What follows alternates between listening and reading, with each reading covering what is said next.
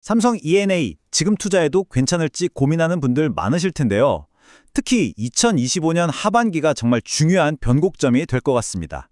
오늘 삼성 E&A의 현재 상황과 미래 가능성을 투자자의 관점에서 속속들이 파헤쳐 보겠습니다. 자, 그래서 오늘의 핵심 질문이죠. 과연 삼성 E&A 2025년 하반기에 반등할 수 있을까요? 이 질문의 답을 찾으려면요. 먼저 이 회사의 강점이 뭔지, 또 최근엔 어떤 어려움이 있었는지, 그리고 가장 중요한 거, 앞으로 뭘로 돈을 벌 건지, 이 성장 기회를 들여다봐야 합니다. 하나씩 살펴보시죠. 네, 그럼 먼저 이 회사가 얼마나 튼튼한지 그 기초 체력부터 한번 보겠습니다. 삼성 E&D가 도대체 뭐 하는 회사냐? 여기서부터 시작해 볼게요. 삼성 E&A의 주력 사업은 바로 이 EPC라는 겁니다. 엔지니어링, 프로큐먼트, 컨스트럭션. 영어로 하니까 좀 어려운데요. 쉽게 말해서 아주 거대한 산업 플랜트, 그러니까 정유 공장이나 가스 시설 같은 걸 설계도부터 그려서 필요한 자재 싹 다 사오고 마지막에 건설까지 그냥 처음부터 끝까지 다 책임지는 마스터 빌더라고 생각하시면 딱 맞습니다. 지금 삼성 E&A가 확보해 놓은 일감, 이걸 우리가 수주잔고라고 부르는데요. 이게 무려 18조 원입니다. 18조 원. 자, 투자자 입장에서 이게 왜 중요하냐? 앞으로 한 2년에서 2년 반 정도는 먹고 살 걱정이 없다 이 말입니다. 매출이 아주 안정적으로 나올 거라는 강력한 시그널인 거죠. 재무 상태는요, 더 대단합니다. 빚보다 현금이 4조 원이나 더 많은, 그러니까 순현금 상태예요. 부채 비율도 굉장히 안정적이고요. 이건 뭐냐면 회사가 웬만한 외부 충격에도 끄떡없는 아주 두둑한 현금 금고를 가지고 있다는 뜻입니다. 정말 든든하죠? 그리고 삼성 E&A의 또 다른 진짜 강점, 바로 이 프로젝트 수행 능력입니다. 그냥 시간 맞춰서 공사 끝내는 수준이 아니에요. 약속한 날짜보다 더 빨리 아주 잘 끝내버리니까 발주처에서 야, 잘했다 하면서 보너스, 즉 인센티브를 주는 거죠. 실제로 지난 한 7, 8분기, 그러니까 거의 2년 동안 이런 보너스 수익이 계속해서 실적에 플러스가 됐습니다. 이건 실력이 있다는 증거죠. 자, 이렇게 좋은 점만 있는 건 아니겠죠. 이제 올해 상반기에 시장에서 우려했던 부분들 어떤 어려움이 있었는지 한번 짚어보겠습니다. 가장 큰 걱정거리는 이거였습니다. 상반기 신규 수주 실적이요. 올해 목표가가 11조 5천억 원인데 상반기 딱 까보니까 2조 6천억 원밖에 못한 거예요. 목표치에 한참 못 미쳤죠. 물론 대형 프로젝트 발주가 좀 늦어진 탓이긴 한데 투자자들 입장에서는 이러다 미래 먹거리 떨어지는 거 아니야? 하는 걱정이 나올 수밖에 없었습니다. 비용 쪽에서도 약간 잡음이 있었어요. 2분기 판관비, 그러니까 판매관리비가 갑자기 6.1%까지 뛴 겁니다. 보통 4, 5% 수준이었거든요. 근데 이게 왜 그랬는지 속을 들여다보니까 이건 걱정할 게 아니더라고요. 미래를 위한 투자였습니다. 인도에 있는 설계센터에 핵심 엔지니어 인력을 무려 300명이나 새로 뽑으면서 들어간 돈이었거든요. 회사 밖 상황도 좋지 않았습니다. 특히 전통적인 텃밭이었던 아시아 석유화학 시장이 아주 꽁꽁 얼어붙었어요. 왜냐하면 중국이랑 중동에서 너무 많이 만들어내니까 공급 과잉이 된 거죠. 그러다 보니 새로운 공장을 짓겠다는 곳이 거의 사라져버린 겁니다.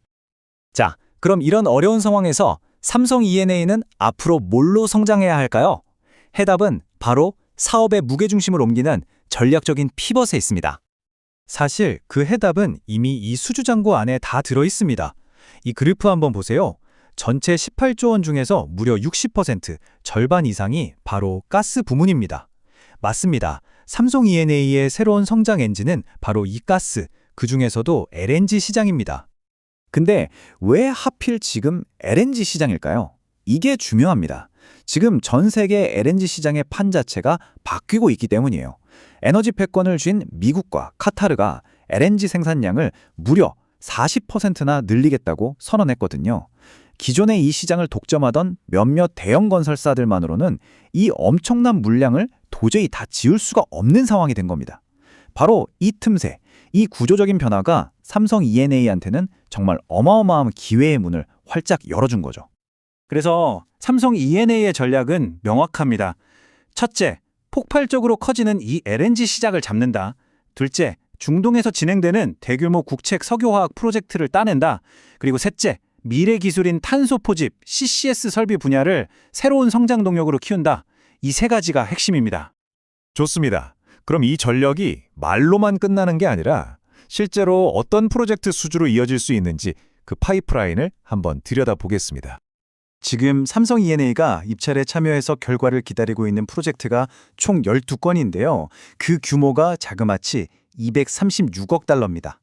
우리 돈으로 환산하면 30조 원이 훌쩍 넘는 정말 엄청난 규모죠. 이 중에서 특히 올 하반기에 결과가 나오는 카타르 가스 프로젝트랑 사우디 석유화학 프로젝트, 이 두 개가 앞으로의 주가 방향을 결정할 가장 중요한 변수라고 볼 수 있습니다. 투자자분들이 꼭 아셔야 할 포인트가 또 있습니다. 바로 이 프로젝트들의 안정성이에요. 이게 그냥 일반 기업이 하는 사업이 아니라 대부분 국영 석유 회사가 주도하는 국가적인 사업들입니다. 그렇기 때문에 단기적인 유가 변동이나 경기 상황에 따라서 쉽게 엎어지거나 하지 않는다는 거죠. 한마디로 수주만 성공하면 아주 안정적으로 진행될 가능성이 매우 높다는 뜻입니다. 자, 그럼 지금까지 쭉 말씀드린 내용을 투자자분들을 위해 몇 가지 핵심 포인트로 딱 정리해 보겠습니다. 정리해 볼게요. 첫째, 삼성 E&A는 재무적으로 아주 튼튼하고 이미 확보된 일감도 많다. 둘째, 상반기 수주가 부진했던 건 사실이지만 이건 단기적인 문제다. 셋째, 이 회사는 지금 폭발적으로 성장하는 가스랑 LNG 시장으로 성공적으로 체질을 바꾸고 있다. 그리고 마지막 넷째, 무려 30조 원이 넘는 거대한 수주 파이프라인을 바탕으로 하반기 그리고 내년 초에 큰 반등을 노리고 있다. 이렇게 요약할 수 있겠습니다. 마지막으로 중요한 말씀드립니다. 본 내용은 종목 추천을 위한 영상이 아닙니다. 투자 판단을 위한 근거 자료로 적합하지 않을 수 있습니다. 모든 투자의 최종 판단과 그에 따른 책임은 투자자 본인에게 있음을 명확히 알려드립니다. 삼성 E&A의 기초 체력, 이건 의심할 여지가 없이 탄탄합니다. 하지만 이제 이 회사의 미래는 그 거대한 가스와 LNG 파이프라인을 얼마나 실제 수주라는 결과물로 만들어내느냐, 여기에 달려 있습니다. 과연 이 가스 시장으로의 전략적 전환이 삼성 E&A의 다음 10년을 이끌 새로운 역사의 시작이 될 수 있을까요?